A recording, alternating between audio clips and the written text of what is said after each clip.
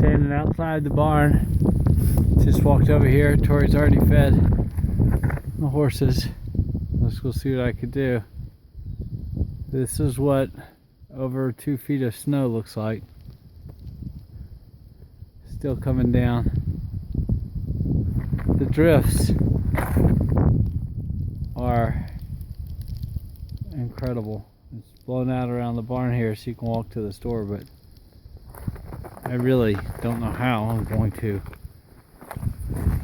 dig out to get this tractor other than dig it out. Look at this mound of snow I had to cross over.